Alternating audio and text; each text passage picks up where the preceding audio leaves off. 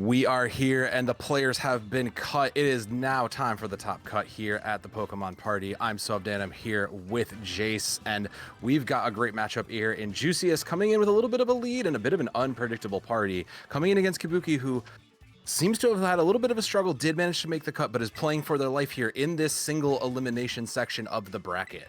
Yeah, single elimination. You are win or go home. Both of these players have got different styles, shall we say so. It is win or go home, of course. So you got to be a little bit more precise, a little bit cleaner. You maybe can't go for something that's a bit more high risk. And I think for Jucius, when you're got a composition like this, something like the Mimikyu, the Sandy Shocks, of course, the Paradox Pokemon are now legal in this format, in this Series 2 VGC. It's definitely going to throw people off guard, I imagine. For Kyubiki, they've played against Roaring Moon, Fluttermane like all the time, so Jucius potentially could throw a spanner in the works and catch him off guard and at least steal a game.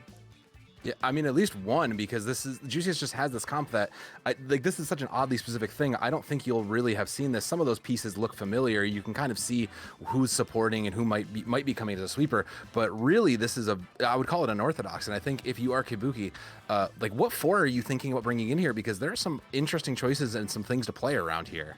Yeah, so I think against a composition with the Jucius has got, the Sandy Shocks, I think he's definitely looking to go into an answer, probably something along the lines of the Fluttermane or potentially the Iron Bundle. I've not ran the damage calcs on a lot of these interactions, but that Brute Bonnet and that Goldengo are a very strong lead. That's just a very meta lead. It's almost, it's the Paradox upgrade of a Moongus, right? So, Brute Bonnet is, as we see, I believe it is a support build. If I have to go and double check the sheet. So Goldengo and Brute Bonnet might be a very standard lead off if you're not sure, but I think for Kyubiki it's just about adapting. Bring your most flexible Pokemon, bring your Pokemon with defensive Terra types. If they aren't all defensive Terra types, they probably should be. And try and go from there. Game one, I think, can really just be a scout for Kyubiki. Yeah, you can almost eat a loss here to kind of scout and figure out what you're going to do, and we will see it. There is going to be the Pokemon we see the Arcanine, and we do see the Fluttermane cutting out on the one side. And meanwhile, on the other side for Kyubiki, we do see the Mimikyu, and we do see Queen Gambit. So interesting choices on those two. Yeah, I think the Mimikyu going to be able to take a hit that the sky is going to be popped early. Safety goggles as well on that Mimikyu. So very defensive Pokemon, Trick Room setter, most importantly. And well, I mean, if they can get the Trick Room off, then it's only going to benefit them. But Jucius' Pokemon are definitely not purely looking for speed control, that's for sure. No, that was going to be my thought, is maybe that is, and it looks like it'll be a Shadow Ball just to try to get some damage in. Yeah, let's just a little bit of a check to see what's going on here. Sucker Punch is out too. No, not fast enough, unfortunately. Maybe next round. A little bit of burn action out there for it. Just try to get some chip damage in and try to take a little bit away on that Queen Gambit, because that is a tanky Pokemon. That thing will last it, and there's the Trick Room. So now the tables are turned, and I mean, where does it go from here? Where does it go from here? Now, I believe Arcanine is going to stay in. This is one of the most flexible, most versatile mons that we've seen in all of VGC history, and I'm so glad that it's still relevant all the way up in Scarlet and Violet. Yeah. But it can stay in here. Like, we're getting a look into the moves now. I think Jucius is thinking about potentially going in, but it's just going to be a protect on the Fluttermane. I think the longer you can keep this mon in, absolutely the better. Yeah, agree with you, and the Protectors will come out. The Shadow Sneak will get eaten up by that. So that is a good call and a good read from that. But meanwhile, there's still a lot. And that's a Kowtow Cleave. It's not a big bit, but it is a little bit in. Flare Blitz on the other side. That's enough damage. Not quite a knockout, but that puts Kyubiki on the back foot here. Yes, and that means they're going to have to swap and potentially eat something from the Fluttermane. And if you're Jucius here, you're so happy to trade this Arcanine for this Queen Gambit. Getting rid of this Gambit is absolutely so good. That is one of the higher DPS threats likely out of these four Pokemon. And Arcanine, well, it's your support mon. You've got Fluttermane, probably got Roaring Moon coming out from the back as well for Kyubiki. I got the players a little bit wrong there. My apologies. But nonetheless, taking out this King Gambit, only a good thing. Yeah, I agree with you completely there, and that I think that's going to be what they're looking at. It's a question of, do they want to dig into their backline so early though, Jace? Is that really, do you think, the move right here? Nah, it looks like they're not going to.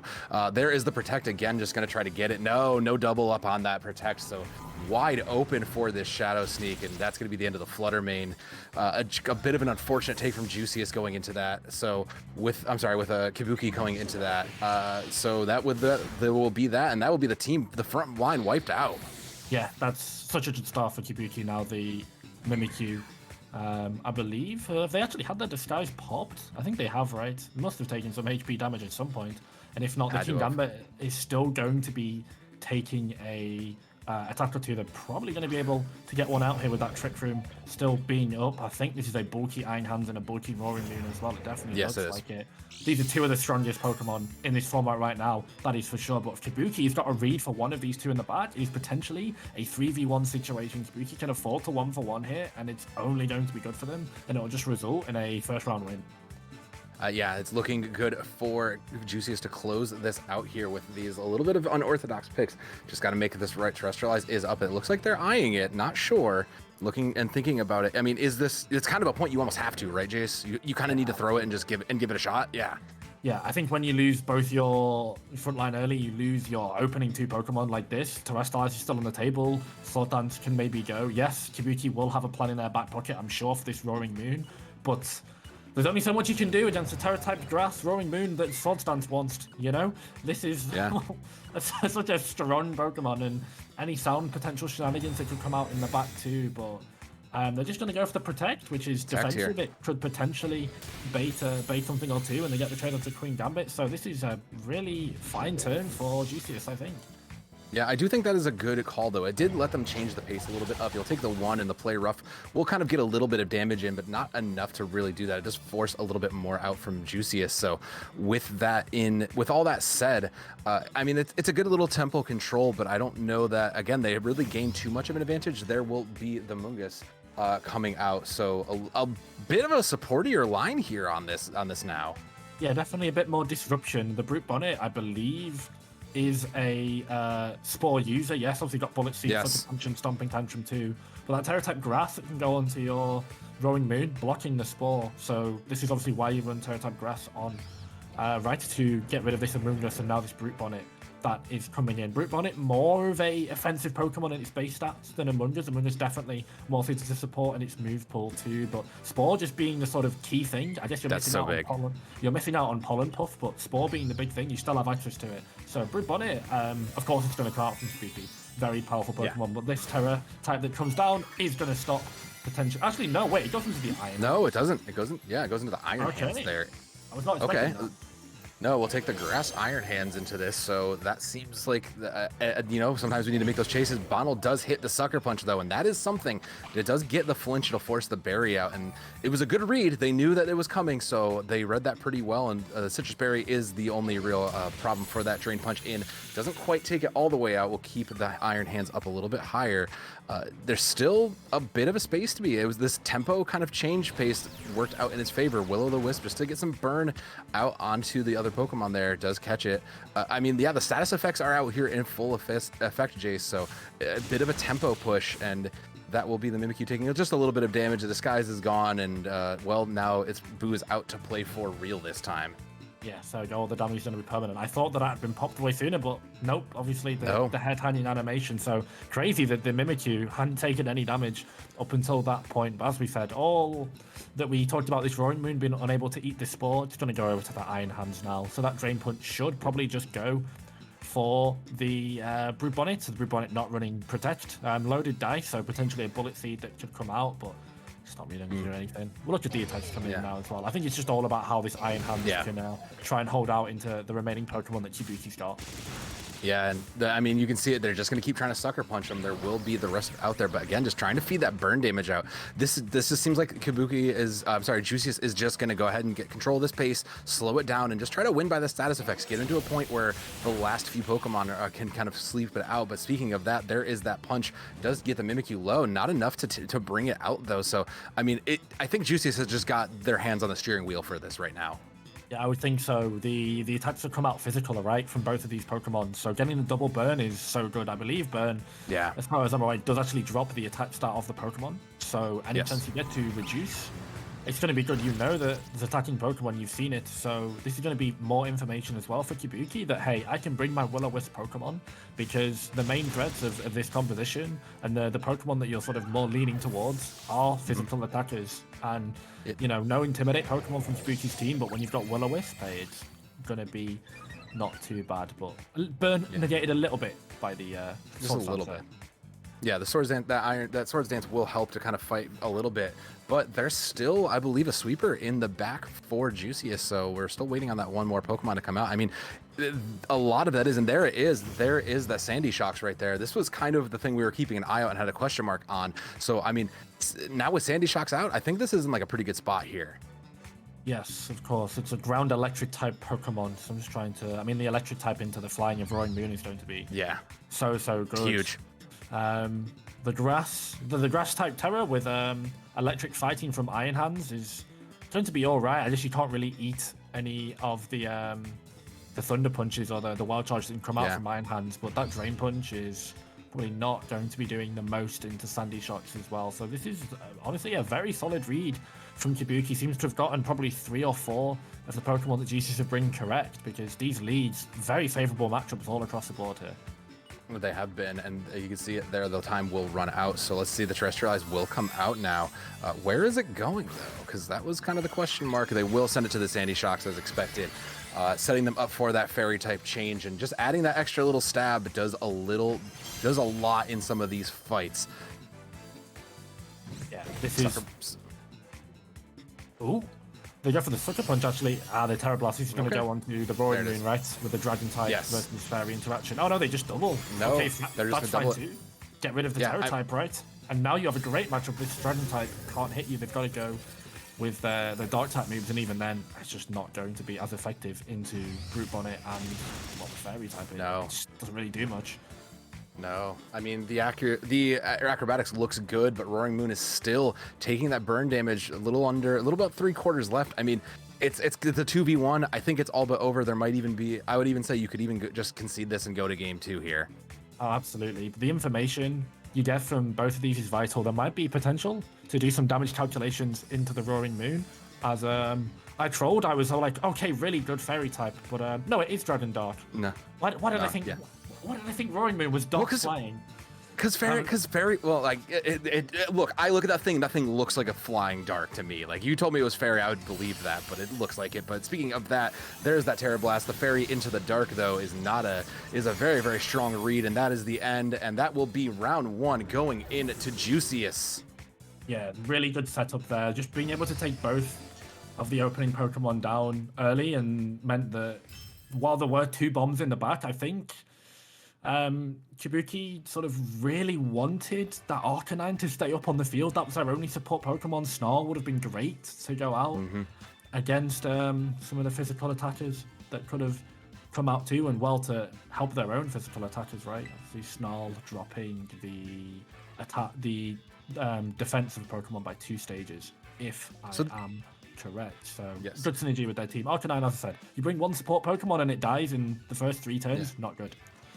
Well, but see, going into that next round, there is an Amoonguss on the bench for Kyubiki, so I'm wondering now, with that Spore type knowledge in mind, are you going to bench the Arcanine here and bring in something like the Amoonguss as a different support? You do have Pollen Puff, you do have Spore, so maybe you can kind of play in and just kind of buy a little negation in that. Is that a decent angle? Am I reading that right here?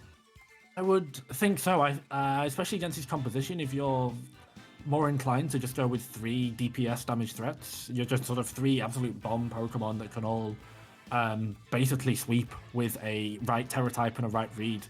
Amoonguss is definitely a good angle. You get a Spore onto something like the Sandy Shocks as it comes out before it can Terra type. Obviously Goldengo being unable to be spored, but I mean it can't be burnt either. So maybe Jucius pulls out the our favorite good as gold friend for game 2 and leads with that as an open. But for Kyubiki here, they're just going to go with the same open with a little bit of deliberation. Interesting. Clearly, Arcanine is something that seems set in the composition for them. They're not going to pivot off that, but it's just what kind of bombs they need to drop on Jucius out of the back or even to open. This Iron Bundle with Focus Sash is interesting because I think Focus Sash is when you're running flimsy Pokemon, but they're blast cannon. Yeah. It's always so interesting, and not bringing your Focus Sash Pokemon historically, I don't think it feels good. No, I think you're right on that. It looks like they will choose the Roaring Moon to lead this time around, and I think they're not going to make too much of a change. They will bring the Amoonguss this time just to kind of play into that. So Kyubiki now, yeah, is considering that a little bit more, and I do think that's a good read. We'll check on what Jucius brought in, and Jucius coming into this up 1-0, and they've had a good run through that little Swiss bracket. So Jucius looking to close this out here as in this top cut. Yeah, we shall see. Jucius, we'll actually see what they lead now. So it's going to be the Mimikyu and the Goldengo. There we go. Okay. Kind of a good check, but also this Arcanine is probably just going to click Flabit, and we may see Goldengo just get completely one-shot. But obviously Intimidate, of course. Intimidate was completely dominant all of that Galarian region meta, wasn't it? That Pokemon Sword and Shield. Yeah, Shield. Thank God Incineroar is not still in this meta, but we've got shades of it with a Fire-type Intimidate user in Arcanine. Obviously Arcanine just way more balanced, I shall say. Yeah. But no Dragon-type moves, but Acrobatics is going to be a good answer to Sandy Shocks if it comes out in the back, but you never know. Arcanine and Roaring Moon leading means that they might have to give up the Moon early. Yeah, I think it means they're not trying to play initially, they're trying to play into Trickle here, and that will just be a quick little protect. Just know that there's probably a lot of damage coming towards it. So looks like protects on both sides, and both kind of playing a little bit more passively, just to kind of get a little bit of a check to see what people are coming to. There is the Snarl, so that is going to be a little bit of, at least a little bit of information for the side of Jucius. Will eat the protect, but does force that change in stats, and the Styes is down also. That's kind of actually big in a lot of ways here, I think. Play Rough is the last thing to come out, we'll see, and that'll get blocked. But so a decent bit of checking all around, and a little bit of an advantage here to Kyubiki. Yeah, now that the Snarl goes down, you are now less incentivized to click Good as Gold. Sorry, not Good as Gold, Make It Rain if you are this Goldengo here, because your special attack's already been dropped by a stage or two, and it's going to get dropped even again, but potentially... I mean, I don't really like the Goldengo into both of these Pokemon. You're probably going to eat Flabits. You might eat something as well from this Roaring Moon. So is it time for the Goldengo to potentially swap out? But again, like, if you swap it out, what do you bring into the back? Because you're going to be taking a heavy hit now with no Protect down too. So as a Terror type actually comes out, the Roaring Moon's going to go into the Flying for the start. Yeah, Kyubiki senses the blood in the water and is going to use that Terra early. Will-O-the-Wisp out just to put some more just oppressive background damage out there. But I'm very curious to see where they go, because now they've spent this early. The Mimikyu will take the burn, and a Throat Chop comes out. Yeah, that is going to be just take that right out. So that'll be one down, and suddenly the tables are turned for Jucius, just kind of maybe meeting a little bit of a misread on that. Yeah, this is a great read from Jucius. So the Goldengo coming out just kind of completely countered by both the Arcanine and the Roaring Moon here with the Flying type. You have committed to your Terra early, which now means an angle that Kyubiki can try and Jucius can try and pivot around. The Sandy Shocks comes out, but you've got a Flying type Terra with Stab Acrobatics. Yeah. Obviously an item, so the Acrobatics isn't going to be doing the most, but I mean, this Roaring Moon is going to be... Oh, no, of course, because the booster energy gets used up. Wait, no, this is an excellent read. Roaring Moon is so strong here. So strong here. That's very strong here, yeah. Roaring Moon's in a great position. I think Kyubiki's got a great read on this. Yeah, absolutely. I think so. Now, if you're Kyubiki, I would say you're very ahead so far. And the fact that you have to bring Sandy Shocks out means you might just potentially lose them if you run step. And, I mean, Jucius just plays it slow. There's no need to. Earth Power, okay. But living is potentially huge. This could be just another Snarl. There we go. Yeah. More special attack. Yeah, it's more special and more burn. It will protect the burn though too, so a great read. Yeah, the damage has been done. The Arcanine has fallen low, but I think really the status effects coming through there put in more of the work going onto this. Arcanine kind of served its purpose in a lot of ways here, I think, and I think Kyubiki's kind of agreeing with me, maybe just not gonna hold out for that, might just try to find a better partner for Roaring Moon here. Who do you bring in though? I kind of think you just leave it. Yeah, I kind of think you just let it eat another shot, so you get a clean swap in, because this Arcanine is the least valuable member of your team. Roaring Moon obviously can't protect, so now it has to go for an attack naturally, but it's just so well versed defensively and offensively into both of these mons that you're kind of just fine to go as if Arcanine is allowed to live for one more turn. They definitely aren't. It's going to eat another attack, and whilst it's only 2 HP, this is the best thing because effectively this Pokemon's HP is way more up, and the Protect too. The Protect, yeah. It's just going to eat turns out, and when you're so far ahead, you're a Pokemon down, and you've got your Terra type out. Like, it's not bad. You just need to win by 1, right? You don't need to snowball this game and end it in any more turns if you don't. Oh, the Roaring Moon! The Roaring Moon eats the majority of that from the critical, though. That was pretty important. They were trying to set up a tailwind on that, and unfortunately, they were shot down out of the sky. So, I mean, now suddenly Kyubiki not in that dominant place we were expecting them to be in. No, definitely not. I was not expecting that. I was not expecting the Roaring Moon to just get kind of clapped. I thought that. I thought it would have tanked that. It should. I feel like it should have tanked that, but that crit, just that rogue crit, just came in very, very strong and flipped the tables there.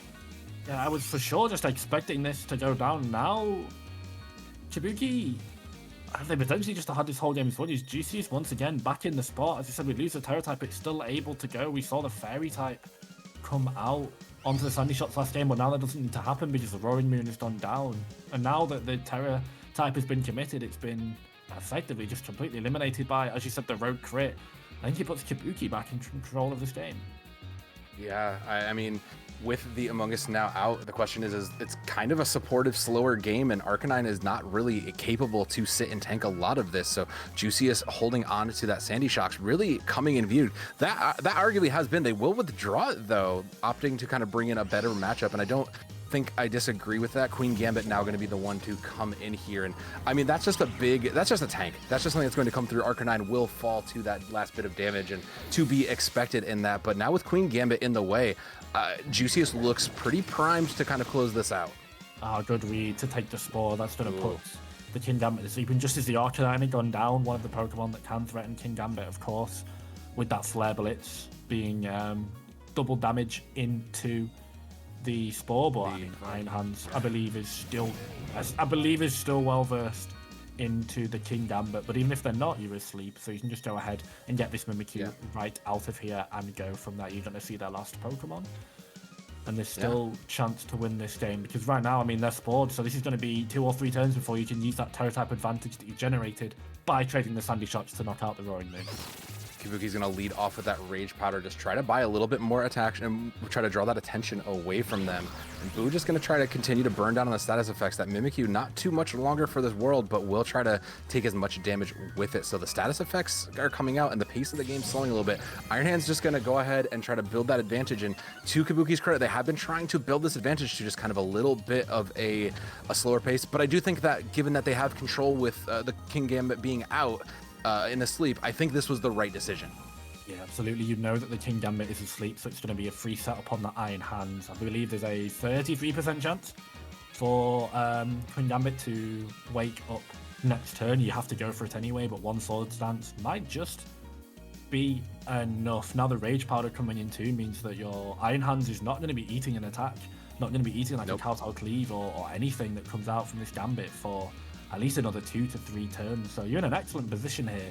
Do you greed for another Swords Dance? I wonder. That's potentially a line, but I don't know, it might be overkill. No, it might be overkill, but speaking of overkill, there is a little bit of the Terrestrial on the Queen Gambit. Try to give it a little bit more power, will opt into flying. And yeah, I mean, there's that ability there. The question is, I think a lot of this falls down to, does the King Gambit wake up here, play rough out? Does hit a little bit of damage, but like you said, Iron Hands is well-versed. Their Drain Punch in doesn't quite take a lot of damage out, but it does buy a little bit more back, even with that critical in place. Really, I think the question mark here is going to be, does this Queen Gambit have it? There's the wake up. It did manage to come back, so that means this Terra Blast will come through, and that is a huge boon for the side of Jucius.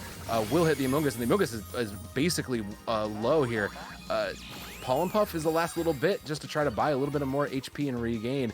It's really coming down for Kyubiki to try to just stall and get this Iron Hands as tanky as possible going into these coming turns, and I don't know if that's going to be enough in the bigger picture. No, this, if they manage to get a Terra Blast off with this flying onto the Iron Hands, there could be a lot of colossal damage coming his way. Now both of these trainers are really sort of all in on the Iron Hands versus the Queen Gambit that we've got going in here. Of course, one Pokemon out the back for Jucius to So not all quite doom and gloom just yet. No, Jucius does manage to hold a little bit of pressure still here, and with that Terra up, does manage to kind of have that, just checking to see, a little bit of attack buff. I don't know that it's going to be enough, though, going into this. Like, the buffs that Kyubiki has been throwing out have been something, but I don't think they'll be enough there. Play Rough just buys a little bit more damage, just has to chip away with the Mimikyu. There's no point to trade it out, and there's the second Terra Blast. Again, just trying to buy any sort of space. We'll take out the Among Us, and that leaves it just to the last one, and now the Iron Hands has to solo this. The rest of this alone will get their attack in before anything else is left. And the Wild Charge will probably get the Queen Gambit. It does get the Queen Gambit, so now suddenly it's the 2v1, but everything is kind of turned on its head here. Jace, I'm not sold that Jucius has this wrapped up as we might have considered. I'm not sure, but this has been now both times where I've put the trainer with the terrestrialized Pokemon on the field in a strong position, and they've just kind of got one-tapped by an electric type move, just kind of out of the blue. Just blatantly just Terra flying type into an electric type threat on the field. Do they know something I don't? Are they unaware? But let's see, it is Sandy Shock's going to be coming out the back as well. I believe this is now the last Pokemon out, so it is a 2v1 situation, electric versus electric with the ground. There it is. Type 2.